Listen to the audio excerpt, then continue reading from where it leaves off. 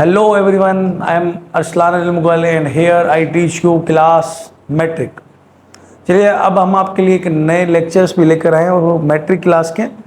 अब matric class में हम जो चीज़ें डिस्कस करने वाले हैं, कुछ चीज़ें हम डिस्कस करने वाले हैं जिनमें हमारे पास मैट्रिक क्लास की मुकम्मल फिज़िक्स की बुक होगी, जिसमें रिलेटेड होगा फर्स्ट ईयर के साथ भी। तो सबसे पहला चैप्टर जो मैट्रिक क्लास फिज़िक्स का है ना, वो हमारे पास है जनरल वेव प्रॉपर्टी। स्टार्ट करते हैं अपने टॉपिक को, और चैप्टर का नाम है जनरल वेव प्रॉपर्टी। ठीक है, प्रॉपर्टीज कह दीजिए। चलिए अब जनरल वेव प्रॉपर्टीज, ये हमारे पास आज का हमारा टॉपिक है, ये चैप्टर है, चैप्टर नंबर फर्स्ट। इस पर हमारे पास कोई 4-5 लेक्चर हमारे पास कुल बनेंगे, टोटल होंगे। तो हम देखते हैं जनरल वेव प्रॉपर्टीज है क्या। सबसे पहले तो जनरल लफ्ज़ आप मानते हैं कि इसको जनरल लफ्ज़ होता है आम। ठीक है, एक खसूसियात को डिस्कस करेंगे हम, आम खसूसियात किसकी, वेव की। अब बात यह है कि वेव क्या है, what you mean by wave. एक डच साइंटिस्ट था जिसका नाम था साइंटिस्ट ह्यूजन। अब ह्यूजन ने हकीकत में वेव थ्योरी ऑफ लाइट को दिया था, वेव थ्योरी ऑफ लाइट। उससे पहले ही हमें वेव के कॉन्सेप्ट के बारे में मालूम था। और एक वेव जो है क्या, आप जरा बात करें वेव की, तो मैं एग्जांपल देता हूं। सपोज करिए, चलिए एग्जांपल पहले डेफिनेशन लिखते हैं हम। वेव ना हकीकत में एक तरीका है, एक मैकेनिज्म है, एक पैटर्न है। It is a mechanism. ये एक ऐसा काम है ना जिसमें हम किसी भी चीज का, it is a mechanism in which energy are transmit, जिसमें ना एनर्जी भेजी जाती है, एनर्जी आर ट्रांसमिटेड। एनर्जी जो है वो भेजी जाती है, transmitted one place to another, एक जगह से दूसरी जगह की तरफ। One place to another place, एक जगह से दूसरी जगह हम एनर्जी को ट्रांसमिट करते हैं, एनर्जी को। फिर आखिर अगर आपको 9th क्लास की कुछ लेक्चर्स याद हो, 9th क्लास की बुक में, मैट्रिक क्लास के बच्चों, अगर आपको 9th क्लास की बुक याद हो तो 9th क्लास में हमने एक सेंटेंस पढ़ा था कि जब भी कोई बॉडी पर फोर्स अप्लाई हो और वो बॉडी जो है अपनी जगह को एक जगह से दूसरी जगह ले जाए, यहां पर भी बॉडी पर किसी ना किसी किस्म की फोर्स या एनर्जी अप्लाई होगी, जिसकी वजह से अब ना हम किसी बॉडी की मूवमेंट नहीं कराएंगे लेकिन एनर्जी की मूवमेंट जरूर करवाएंगे। तो यहां पर यही कहता है कि वेव एक ऐसा मैकेनिज्म है जिसमें हम एनर्जी को भेजें एक जगह से दूसरी जगह, विदाउट, बगैर भेजे, विदाउट ट्रांसपोर्टिंग, के बगैर भेजे किसको, किसी भी मीडियम को, ट्रांसपोर्टिंग द मीडियम, बगैर मीडियम को भेजे, मीडियम ना हो इसमें। Solid liquid gas, what you mean by medium, solid liquid gas, इसे कहते हैं हम क्या, मीडियम कहते हैं।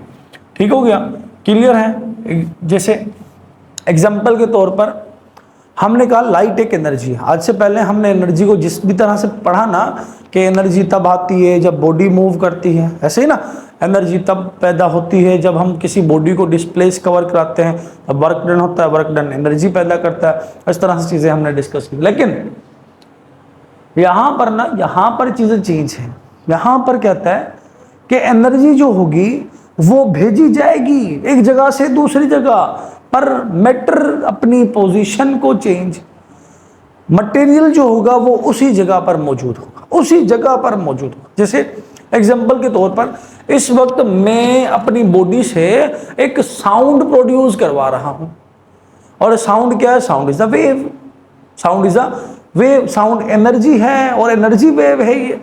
अब साउंड यहां से पैदा हुआ, अब साउंड ट्रेवल करने लगा, आपके कानों तक कोई साउंड का प्रेशर एग्जर्ट या मॉलिक्यूल्स आकर टकरा नहीं रहे, लेकिन आपको एक एनर्जी महसूस हो रही है, वो आवाज आपको महसूस हो रही है, जो मैं यहां से डिलीवर कर रहा हूं आप तक, वो आवाज आपके कानों तक पहुंच रही है। क्यों पहुंच रही है? क्योंकि मैंने साउंड को प्रोड्यूस करवा दिया। अब साउंड जब प्रोड्यूस करके एक जगह से दूसरी जगह पहुंचने लगा तो उसे मीडियम की जरूरत नहीं पड़ी, उसे मीडियम को कैरी कर कर आगे की तरफ मूव कर रहा है, वाइब्रेशन के तौर पर आगे की तरफ मूव कर रहा है। बट ना वहां पर जो रिसीवर है उसे किसी किस्म की मीडियम के हिट होने की रिडक्शन नहीं हो रही, डिडक्ट नहीं कर रहा किसी भी। जैसे कि मैं कोई बात सुन रहा हूं, मैं अपनी बात को वापस सुन रहा हूं तो मुझे यहां पर कानों में किसी किस्म की एयर प्रेशर महसूस नहीं हो रहा। इसी तरह से जैसे ये लाइट, भाई लाइट रे है ना, light is also form of wave की फॉर्म है। अब लाइट रेज मुझ पर पड़ रही हैं, क्या लाइट रेज जैसे जैसे मुझ पर पड़ रही हैं क्या मैं पीछे की तरफ मूव कर रहा हूँ? धक्का लग रहा है मुझे? कोई धक्का नहीं लग रहा। लाइट वेव पड़ रही है, रिफ्लेक्ट हो रही, जैसे काम कर। अब वेव पड़ रही है मतलब एनर्जी वहां से यहां तक मुझ तक पहुंची, लेकिन इसमें ना मीडियम का कोई रोल नहीं है। मीडियम में ट्रेवल नहीं करे, मीडियम ट्रेवल नहीं करेगा, मीडियम ट्रेवल कतई नहीं करेगा। एनर्जी ट्रेवल करेगी पर मीडियम ट्रेवल नहीं करेगा। कुछ वेव्स ऐसी होती हैं जिनमें मीडियम में चीजें ट्रेवल करती हैं, मीडियम को ट्रेवल नहीं करता, मतलब मीडियम को ट्रेवल नहीं करवाते, मीडियम में ट्रेवल होती है। कुछ वेव्स होती हैं। अब जरा अगेन थोड़ा सा क्लियर करिए, ये वेव क्या है? एक फेनोमेना है, एक पैटर्न है, एक तरीका है जिसमें हम एनर्जी को एक जगह से दूसरी जगह भेजते हैं बगैर मीडियम के भेजे, बगैर मीडियम के भेजे। ये बात ज़हन में रखना। तो यही चीज, एक और डेफिनेशन हम वेव की लिखे हैं तो हम कह सकते हैं इट इज अ मेथड, ये एक ऐसा तरीका है इन विच जिसमें एनर्जी जो होती है वो transfer from one place to another place. Energy जो है वो भेजी गई है एक जगह से दूसरी जगह, बट लेकिन without transporting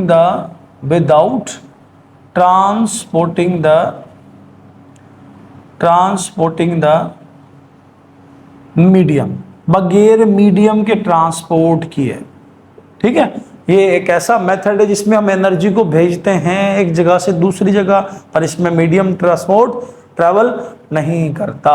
ठीक है, वेव क्या है? एक ऐसा फेनोमेना है। एक और definition, it is a phenomena, it is a phenomena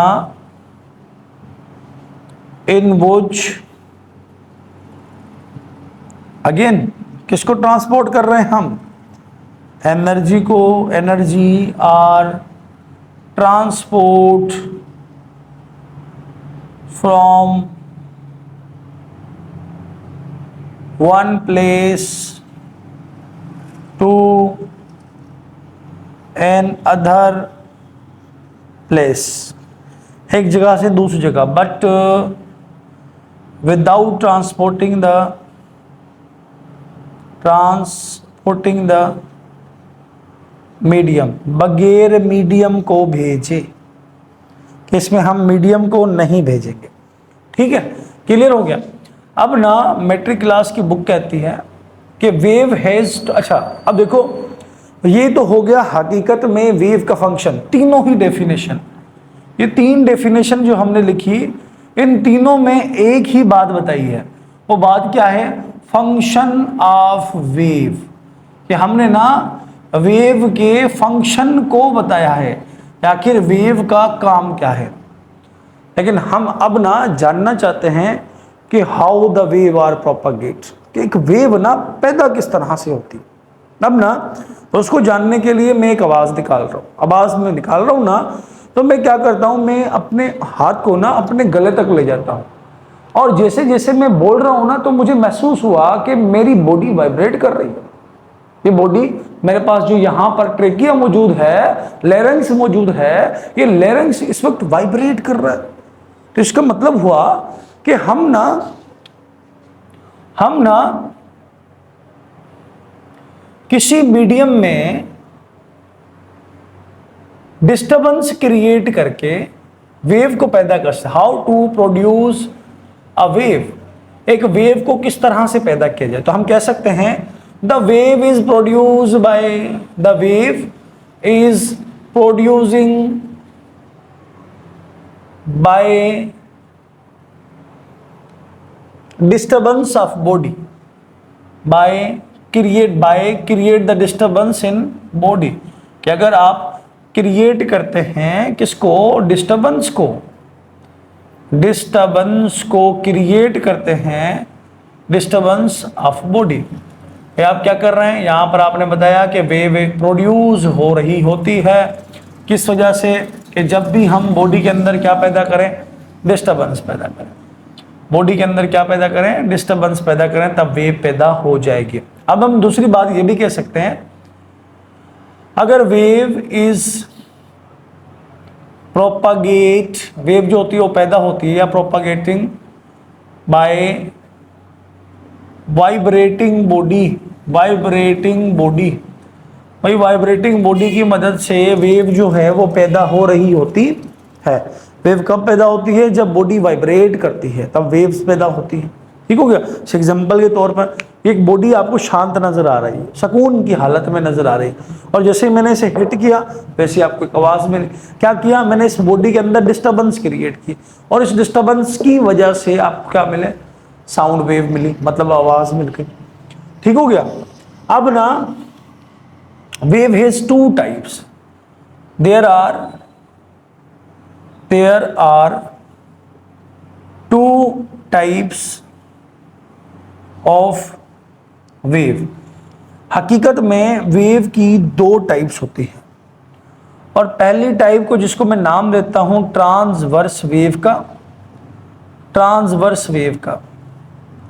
और दूसरी टाइप को हम कहेंगे लॉन्गिट्यूडनल वेव। ट्रांसवर्स वेव कौन सी वेव होती है, सपोज करो कि ये हो गई आपकी direction of wave. Direction means कि जिस जानिब उस वेव ने जाना है। ठीक है।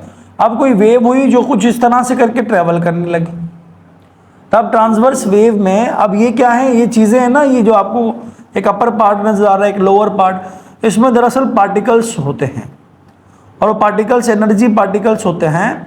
वो एनर्जी पार्टिकल्स जो होते हैं वो मूव करते हैं, हरकत करते हैं एक जगह से दूसरी।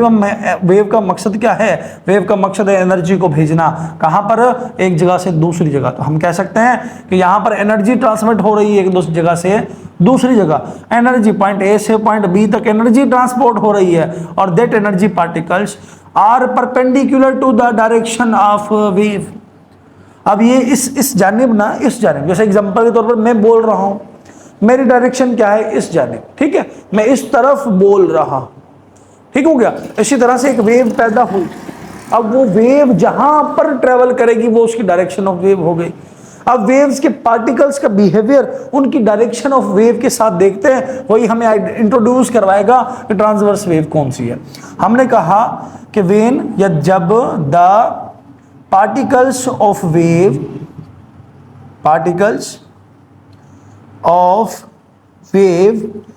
is perpendicular। What do you mean by perpendicular?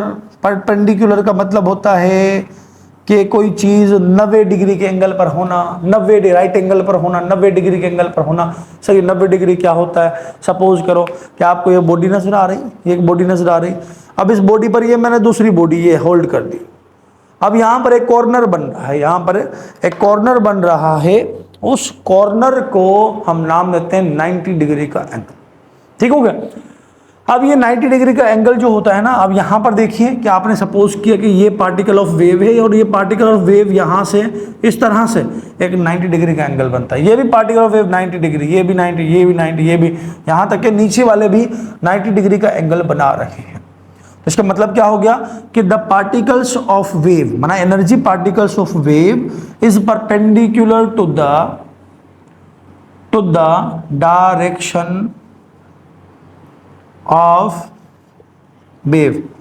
भाई डायरेक्शन ऑफ वेव के साथ एनर्जी पार्टिकल्स जब भी परपेंडिकुलर होंगे तब बनेगी कौन, ट्रांसवर्स वेव। अब transverse wave they are depending on the crest and trough.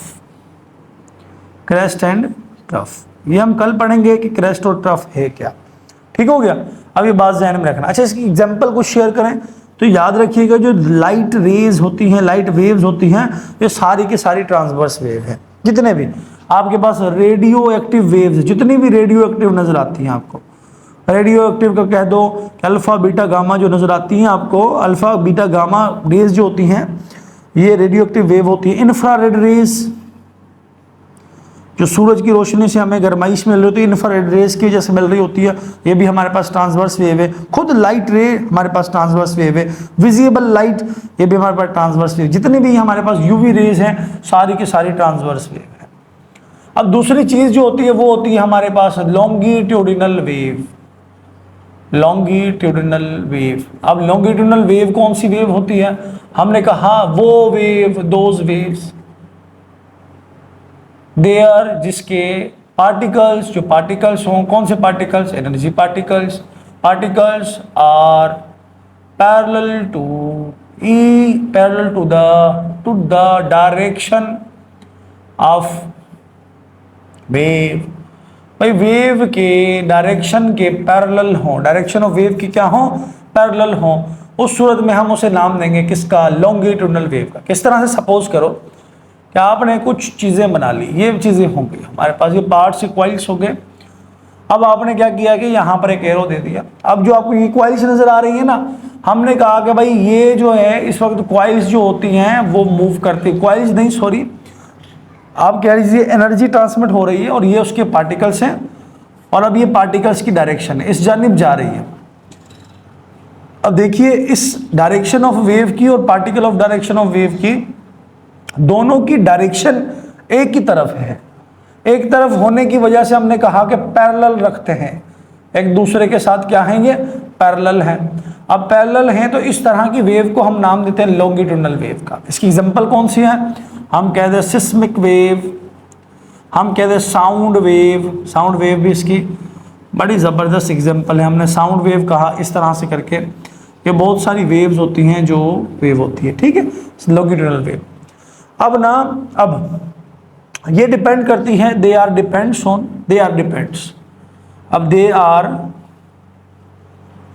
Depends, ये दरअसल डिपेंड करती है, डिपेंड्स ऑन द कंप्रेशन, ये कंप्रेशन पर डिपेंड करती है, एंड रेयरफेक्शन, और डिपेंड करती है किस पर? रेयरफेक्शन पर डिपेंड कर रही होती है। तो ये हमारे पास थोड़ा सा इंट्रोडक्शन रहा किसका? वेव का। तो होप आपको ये लेक्चर समझ में आया होगा।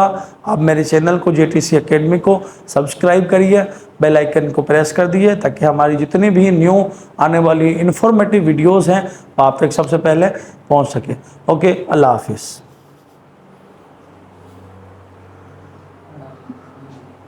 और